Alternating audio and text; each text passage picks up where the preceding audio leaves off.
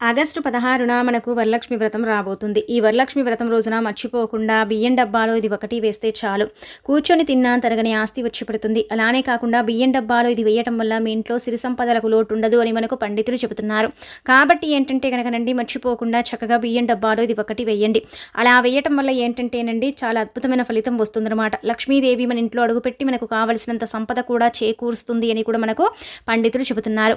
August 16వ తారీఖు మనకేంటంటే శుక్రవారం రోజున ఎంతో శక్తివంతమైన పవిత్రమైనటువంటి శ్రావణ మాసంలో వచ్చే వరలక్ష్మి వ్రతం. ఈ వరలక్ష్మి వ్రతం అంటే ప్రతి ఒక్కరికి ఎంతో ఇష్టం. శ్రావణ మాసంలో ఎప్పుడైనా సరే అంటే మనం ఎదురు చూస్తూ ఉంటాం, శ్రావణ మాసం వచ్చిందంటే చాలు వరలక్ష్మి వ్రతం కోసం. అలాగే కాకుండా వరలక్ష్మి వ్రతం చాలా పవిత్రమైనది, చాలా చాలా శక్తివంతమైనది అనమాట.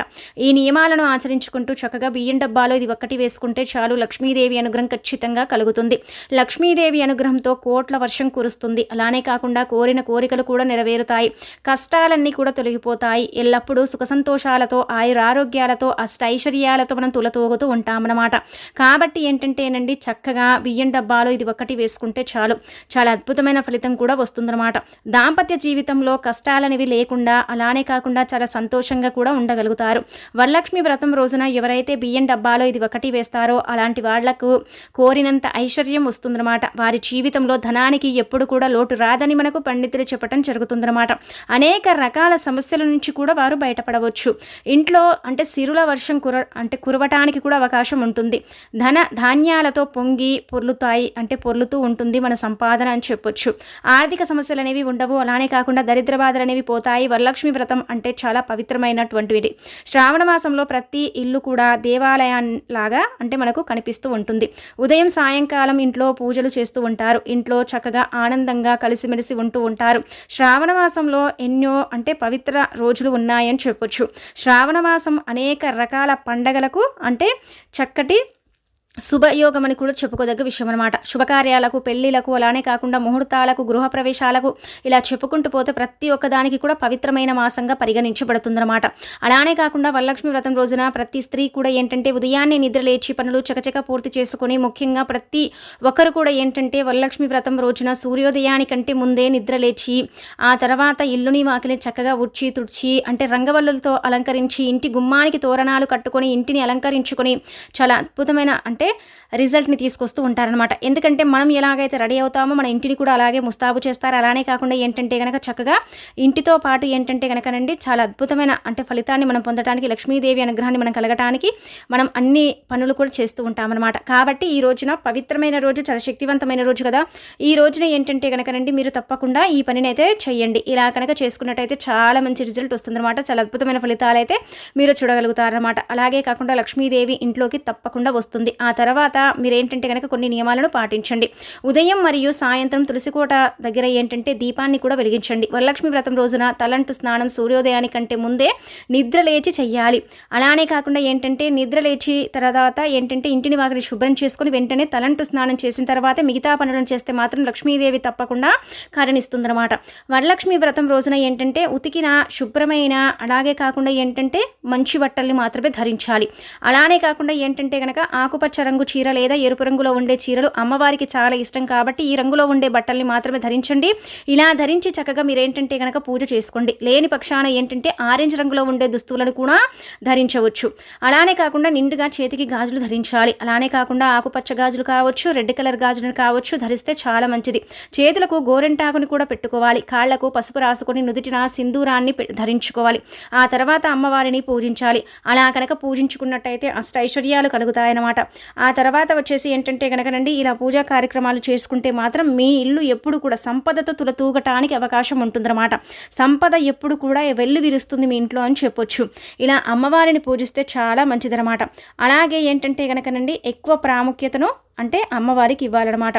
అలానే పూజ చేసేటప్పుడు మన మనసంతా కూడా లక్ష్మీదేవిపై అంటే నగ్నమై ఉండాలి, అంటే లగ్నమై ఉండాలి. చాలామంది కూడా అంటే పూజ చేసేటప్పుడు చెడు అంటే ఆలోచనలు వస్తుంటాయి కదా, అలాంటి ఆలోచనలు రానివ్వకుండా మనం ఏంటంటే కనుక చక్కగా అండి అమ్మవారిపైనే అంటే అమ్మవారిని చూసుకుంటూ అమ్మవారిని పూజించుకుంటూ అమ్మవారిపై మన మనసంతా కూడా లగ్నమై ఉంటే చాలా మంచిదన్నమాట. ఆ తర్వాత ఏంటంటే కనుక మీ ఇంట్లో ఉండే గ్యాస్ స్టవ్ని కూడా క్లీన్ చేసుకుని అమ్మవారికి ఇష్టమైన నైవేద్యాలను కూడా చేసి పెట్టుకోండి. అలానే అమ్మవారికి ఇష్టమైన నైవేద్యం ఏంటంటే కనుక బూరెలు, గారెలు, అలానే కాకుండా ఏంటంటే కనుక బెల్లం పరమాన్నము, పులిహోర, శనగలు, ఇలాంటి నైవేద్యాలు లక్ష్మీదేవికి చాలా ఇష్టం అనమాట. ఇవి కనుక చేసి పెడితే లక్ష్మీదేవి తప్పకుండా మిమ్మల్ని అనుగ్రహిస్తుంది, మీ ఇంటికి కావలసినంత సంపద కూడా పంపిస్తూ ఉంటుందన్నమాట. అలాగే కాకుండా లక్ష్మీ కటాక్షం అనేది కూడా కలుగుతుందని మనకు పండితులు చెబుతున్నారన్నమాట. అలానే దానికి తోడు ఇంకొకటి ఏంటంటే కనుక రండి గుర్తుపెట్టుకోండి, ఇలా పూజ అయితే చేసుకోండి. ఇలాంటి నియమాలను ఆచరించుకుంటూ చక్కగా పూజ చేసుకుంటే మాత్రం చాలా మంచి రిజల్ట్ వస్తుందన్నమాట. అలానే ఇంట్లో ఏంటంటే కనుక ఎలాంటి అంటే మాంసాహారాన్ని మాత్రం అసలు వండుకోకూడదు. అలాగే ఈరోజు దొండకాయను కూడా ఇంట్లో అసలు వండుకోకూడదు, తినకూడదని కూడా మనకు పండితులు చెబుతున్నారు. పవిత్రమైన రోజు కాబట్టి ఏంటంటే కనుక ఈరోజు మీరు మర్చిపోకుండా మీ ఇంటి బియ్యం డబ్బాలో ఇది ఒక్కటి వెయ్యండి. బియ్యం చాలా పవిత్రమైనటువంటివి. బియ్యాన్ని మనం అంటే పూజలో కూడా తప్పకుండా అంటే ఉపయోగిస్తూ ఉంటాము. కలాక్షంలో కూడా ఏంటంటే కనుక బియ్యాన్ని మనం ఉపయోగించుకుంటూ ఉంటాం.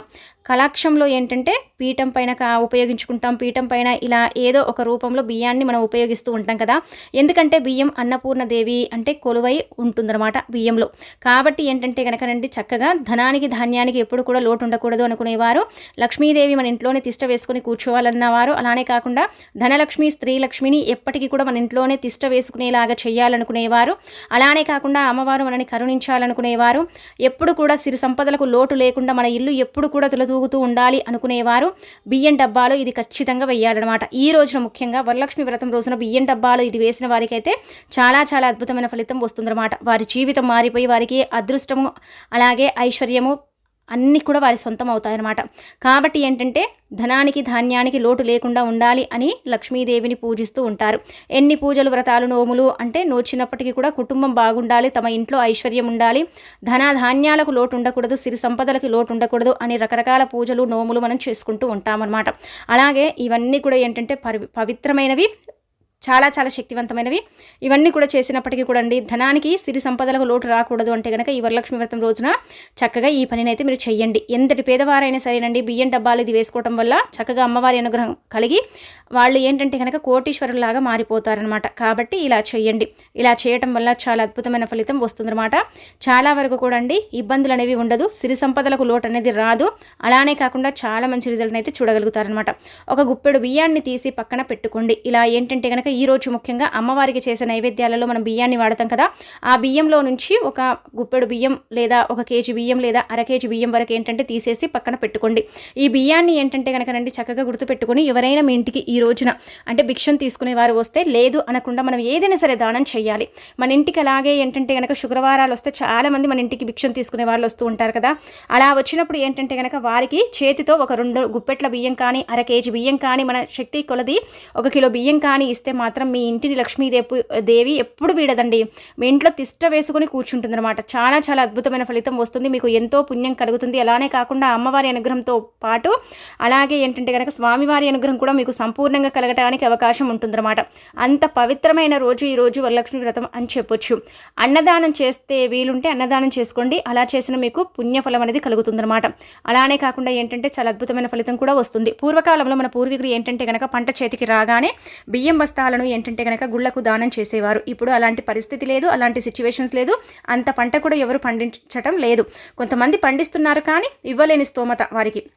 కాబట్టి మనం ఏంటంటే కనుకనండి రోజు అన్నం వండేటప్పుడు కావచ్చు, ముఖ్యంగా ఈ రోజు కావచ్చు, ఎప్పుడు కూడా ఒక గుప్పెడు బియ్యాన్ని దానం చేస్తూ ఉండాలి. దానం చేసిన బియ్యాన్ని తీసి పక్కన పెట్టిన బియ్యంతో పులిహోర చేసి నలుగురికి పెట్టినా సరేనండి అన్నపూర్ణదేవి ఎల్లప్పుడూ కూడా మనని కాపాడుతూ ఉంటుంది. అన్నానికి ఎలాంటి కొరత అనేది రాకుండా చేస్తుంది అనమాట. అన్నం ఉంటే మనం ఏంటంటే బలంగా పుష్టిగా తయారవుతాం. అన్నం తింటేనే మానవునికి ఏంటంటే కనుక బలము, అలానే కాకుండా చక్కటి యోగము కూడా అనమాట. అన్నం తింటేనే మానవ జీవితంలో అంటే మనకు మానవునికి చేతన అవుతుంది. అలా చేతన అయితేనే మనం డబ్బుని సంపాదించుకోగలుగుతాం. కాబట్టి అన్నానికి మన హిందూ సాంప్రదాయంలో చాలా చాలా ప్రాధాన్యత ఇస్తారు. అన్నం తింటే బాగా బలంగా అంటే తయారవుతూ ఉంటారని మన పెద్దవారు కూడా మనకు చెబుతూ ఉంటారు. కాబట్టి అలాంటి అన్నాన్ని మనం ఏంటంటే ఎప్పుడు కూడా దూరం చేసుకోకూడదు. అలాంటి అన్నాన్ని మనం ఏంటంటే ఎప్పుడు కూడా మన దగ్గర స్థిరంగా ఉండేలాగా చేసుకోవాలి. కాబట్టి ఇలాంటి పవిత్రమైన రోజులు ఉంటాయి కదా, అలాంటప్పుడు ఏంటంటే బియ్యం డబ్బాలో కొన్ని వస్తువులను దాచుకోవడం వల్ల, కొన్ని వస్తువులను వేసి పెట్టుకోవడం వల్ల మనకు బ్రహ్మాండమైన ఫలితాలు అయితే వస్తాయన్నమాట. బ్రహ్మాండమైన ఫలితాలతో పాటు మన జీవితాన్ని మనం మార్చుకున్న వారం అవుతామని కూడా మనకు పండితులు చెప్పడం జరుగుతుంది. కాబట్టి ఈ విధంగా అయితే ఆచరించండి. ఆచరించేసి ఫలితం పొందండి. అలానే కాకుండా ఏంటంటే కనుక బియ్యం డబ్బాలో ఈ వస్తువులను వేసుకోవడం వల్ల అయితే మీకు అదృష్టము ఐశ్వర్యం తప్పకుండా కలుగుతుంది. గుర్తుపెట్టుకోండి, పూర్వకాలంలో మన పూర్వీకులు అంటే మన నానమ్మలో, అలానే కాకుండా మన అమ్మలు కూడా ఇప్పటికీ కూడా కొంతమంది ఆచరిస్తూ ఉంటారనమాట. బియ్యం డబ్బాలో ఎప్పుడు కూడా ఏంటంటే చిల్లర నాణ్యాలను పెడతారు. కానీ మీరు అలా కాకుండా ఏంటంటే కనుక ఇప్పుడు మనం చెప్పే విధంగా ఈ పనిని చేయండి, తప్పకుండా మీకు మంచి జరగడానికి అవకాశం ఉంటుందన్నమాట. ఒక చిన్నటి అంటే రైక ముక్కని తీసుకోండి, ఎరుపు రంగులో ఉండే రైక ముక్కని తీసుకోండి. ఈ రోజు మనం ఎలాగో తాంబూలంలో చాలా మంది కూడా అంటే ఇలా జాకెట్ ముక్క, రైక ముక్కలు పెట్టిస్తుంటారు కదా, అలా ఇంటికి తెచ్చుకున్న ఒక ముక్కలో నుంచి అంటే ఒక గుడ్డలో నుంచి, రైక గుడ్డలో నుంచి కొంచెం అంతా రైక ముక్కని తీసుకోండి. లేదంటే జాకెట్ బట్ట ఇలా అనుకుంటూ ఉంటాం కదండి, అందులో నుంచి కొంచెం అంతా క్లాత్ని తీసుకోండి. తీసేసుకుని ఆ క్లాత్లో ఏంటంటే కనుక గుర్తుపెట్టుకోండి, 11 రూపాయలు, 2 పసుపు కొమ్ములు, అలానే కాకుండా ఏంటంటే కనుక 5 యాలకులను పెట్టండి. ఇందులో 11 రూపాయలే మెయిన్ పాత్రని పోషిస్తాయి. ఎందుకంటే బియ్యంలో డబ్బుని దాచడం వల్ల డబ్బు రెట్టింపు అవుతుంది. డబ్బుకు ఎలాంటి లోటు అనేది రాదు. ధనం అంటే విపరీతంగా ఆకర్షిస్తుంది. ధన ద్వారాలు తెచ్చుకొని ధనం అనేది రావడానికి అవకాశం ఉంటుంది. కాబట్టి ఇందులో ముఖ్యంగా డబ్బు చాలా మంచి పాత్రను పోషిస్తుంది. అలానే ఈ పసుపు కొమ్ములు ఏంటంటే కనుక అమ్మవారి అనుగ్రహం కలిగేలాగా చేస్తాయి.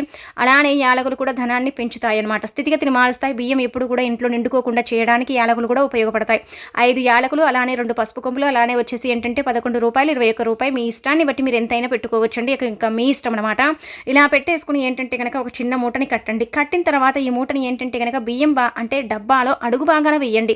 ఇది తీయాల్సిన అవసరం లేదు. బియ్యం నిండుకున్నా సరే బియ్యం ఇంకా అదే మూటపై నుంచి పోస్తూ ఉండండి. కానీ ఆ మూటని మాత్రం ఎప్పుడు తీయకండి. ఈ మూట ఏంటంటే కనుక రండి 3 నెలల వరకు పనిచేస్తుంది అనమాట. 3 నెలల 11 రోజులు, 3 నెలల 12 రోజుల వరకు ఈ మూట అనేది మనకు పనిచేయటకు జరుగుతుంది అనమాట. ఆ తర్వాత ఏంటంటే దీని పవర్ అనేది దిగిపోతుంది కాబట్టి పెద్దగా పనిచేయదనమాట. కావున ఏంటంటే కనుక మీరు చక్కగా ఈ విధంగా ఆచరించుకోండి, ఆచరించేసి ఫలితం పొందండి. తప్పనిసరిగా ఏంటంటే కనుక బియ్యం డబ్బాలో ఈ యొక్క వస్తువుని అయితే వేసుకోండి. ఇలా వేసుకోవటం వల్ల అయితే మంచి శుభ ఫలితాలను అయితే మీరు చూడగలుగుతారు. మంచి ఫలితాలను చూసేసి మీరు ఆశ్చర్యపోగలుగుతారని మనకు పండితులు స్పష్టంగా చెప్పడం జరుగుతుంది. కాబట్టి ఈ విధంగా ఆచరించండి. ఈ రోజున మనం ఏంటంటే కనుక అమ్మవారిని పూజించుకోవడం, అమ్మవారిని అలంకరించుకోవడం, అలానే కాకుండా లక్ష్మీదేవి పూజ చేయడం, కొంతమంది ఏంటంటే డబ్బు, బంగారం ఇలాంటివన్నీ కూడా పెట్టి పూజించుకుంటూ ఉంటారు. మీరు ఎన్ని చేసినా కానీ మనకు అమ్మవారి అనుగ్రహం అనేది కలుగుతుంది. కాకపోతే మనకి ఏంటంటే కనుక రండి తిండికి కూడా కొరత రాకుండా ఉండాలి అంటే కనుక మనం ఇలా ఈ పరిహారం కూడా చేసుకోవాలన్నమాట. అలాంటప్పుడు ఏంటంటే మనకు చక్కగా ఫలితం అనేది వస్తుంది అనమాట. చాలా అద్భుతమైన ఫలితాలు అనేది మనం పొందగలుగుతాం. చాలా అద్భుతమైన ఫలితాలు అనేది మనం చూడగలుగుతాం. ఇంకా 3 నెలల 11 రోజులు 15 రోజుల తర్వాత ఈ మూటని తీసేసి ఎక్కడైనా సరే దగ్గరలో ఉండే ఆలయం హుండీలో వేసేయండి. అలా కనుక వేసుకున్నట్టయితే చాలా మంచి రిజల్ట్ వస్తుంది. ఇలా కూడా మనకు మంచి జరుగుతుందని కూడా చెప్పుకోదగ్గ విషయం. కాబట్టి ఖచ్చితంగా ఈ విధంగా ఆచరించండి. ఆచరించేసి ఫలితం అనేది పొందండి. మీ జీవితాన్ని మార్చుకోండి. లక్ష్మీదేవి మీ ఇంట్లోకి వచ్చేలాగా చేసుకోండి. మీ యొక్క ధనాన్ని రెట్టింపు చేసుకోండి. మీ ఆకర్షణ శక్తిని బలంగా పెంచుకోండి. అలానే కాకుండా ఏంటంటే కనుక తిండికి ఎప్పుడు కూడా కొరత రాకుండా చేసేలాగా చూసుకోండి.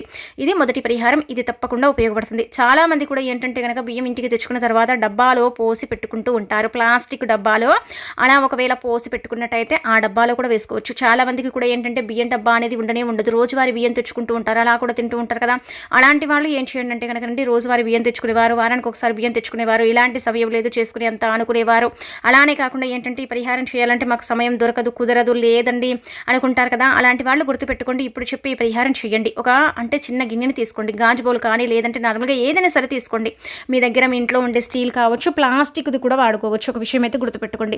ఇలా తీసేసుకున్న ఈ ఒక బౌల్ ఉంటుంది కదా, ఈ బౌల్లో మీరు ఏం చేయండి అంటే కనుక రండి మీ చేతితో 2 గుప్పెట్ల బియ్యం, చిన్న చిన్న గుప్పెట్లు ఉంటాయి కదా, చిన్న చిన్నగా అంటే గుప్పెట్లను పట్టుకొని తీసుకొని ఆ 2 గుప్పెట్లు బియ్యం పోయండి. ఒక గుప్పెడు బియ్యం పోయకూడదు అనమాట.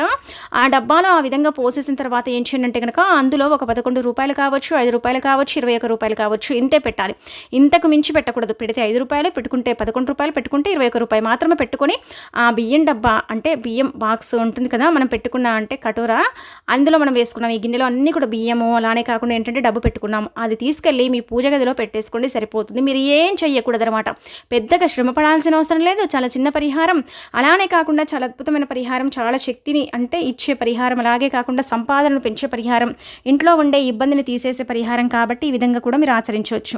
ముందుగా చేసిన అంటే చెప్పుకున్నాం కదా, ముందు చెప్పుకున్న పరిహారం ఏంటంటే కనుక అన్ని విధాలుగా కూడా బాగుంటుంది, అన్ని విధాలుగా కూడా ఉపయోగపడుతుంది. 4 వైపుల నుంచి కూడా ఆకర్షణ శక్తి, ఆకర్షణ బలం అనేది మనకు పెరిగి డబ్బుకు లోటు అనేది రాకుండా చేయడానికి ముందు చెప్పిన పరిహారం ఉపయోగపడితే, రెండవ పరిహారం ఏంటంటే కనుకనండి చక్కగా ఇంట్లో అమ్మవారిని నిష్టగా అంటే ఉండేలాగా, అలానే కాకుండా ఇంట్లోనే తిష్ట వేసుకొని కూర్చునేలాగా చేయటానికి, ధనానికి ఎటువంటి లోటు అనేది రాకుండా ఉండటానికి, అలాగే కాకుండా ఏంటంటే ఎల్లప్పుడూ కూడా మన దగ్గర డబ్బు అనేది స్థిరంగా ఉండటానికి కూడా ఉపయోగపడే పరిహారం అనమాట. ఈ 11 రూపాయలను చిల్లర నాణ్యాలను అలాగే ఆ డబ్బాలో వేసి పెట్టుకోవాలి. కట్టడం ఇలాంటివి చేయకూడదు. మనం పెట్టుకున్న ఆ బౌల్లో నుంచి డబ్బుని తీస్తూ ఉండాలి, వేస్తూ ఉండాలి, తీస్తూ ఉండాలి, వేస్తూ ఉండాలి. ఖర్చు చేసుకోవచ్చు, అది మీ ఇష్టం అనమాట. కానీ మీరు ఎన్ని ₹2 తీసుకున్నా, ₹5 తీసుకున్నా, ₹11 తీసుకున్నా మళ్ళీ ₹11 అందులో వేయండి. ₹5 తీసుకున్నా ₹5 అందులో వేయండి. రూపాయి తీసిన మళ్ళీ రూపాయి వేస్తూ ఉండండి. ఇలా మాత్రం మీరు చేస్తూ ఉంటే మాత్రం మీ సంపాదన ఎంతలా పెరుగుతుందంటే కనుకనండి గుర్తుపెట్టుకోండి, ఆశ్చర్యపోతారండి, ఆశ్చర్యానికి గురవుతారని చెప్పుకోదగ్గ విషయం అనమాట. కాబట్టి ఏంటంటే కనుక ఈ వరలక్ష్మి వ్రతం రోజున చక్కగా ఈ పరిహారం చేయండి. వీళ్ళని బట్టి ఉదయం సాయంత్రం ఎప్పుడైనా చేయొచ్చు, ఎప్పుడు చేసిన ఫలితాలు వస్తాయి. అంటే ఈ యొక్క పరిహారం అనేది వరలక్ష్మి వ్రతం రోజున రాత్రి 12 లోపు కూడా చేసుకోవచ్చండి. అలా కూడా ఫలితాలు అయితే రావడానికి అవకాశం అనేది అధికంగా ఉంటుందని చెప్పడం జరుగుతుంది. కాబట్టి ఈ విధంగా ఆచరించేసి చక్కగా ఫలితం పొంది మీ జీవితాన్ని మార్చుకోండి. మీ జీవితంలో ఉండే ధన సమస్య అన్నింటిని కూడా తొలగించుకోండి. అమ్మవారు మీ ఇంటికి వచ్చేలాగా, మీ ఇంట్లో తిష్ట వేసుకొని కూర్చునేలాగా, అలానే కాకుండా మీకు కావాల్సినంత ఐశ్వర్యాన్ని ఇచ్చేలాగా కూడా ఈ పరిహారాలు ఉపయోగపడతాయి. ఈ రెండు కూడా చాలా బ్రహ్మాండమైన అంటే ఫలితాలను తెచ్చిపెట్టే పరిహారాలు కాబట్టి వీటిని ఎవరైతే నమ్మకంతో చేస్తారో వారికి ఎల్లప్పుడూ కూడా అమ్మవారి యొక్క అనుగ్రహం అనేది సులభంగా కలగడానికి అవకాశం ఉంటుందన్నమాట. అలానే కాకుండా సుఖ సంతోషాలకు కూడా లోటు లేకుండా ఉండటానికి కూడా ఈ పరిహారాలు అనేవి ఉపయోగపడతాయి. కాబట్టి ప్రయత్నించండి, మంచి ఫలితమే వస్తుంది, చెడు ఫలితం అయితే రాదు. అమ్మవారు మీ ఇంట్లో తిష్ట వేస్తుంది, మీకు కావలసినంత ఐశ్వర్యం కూడా ఇస్తుందని చెప్పుకోదగ్గ విషయం.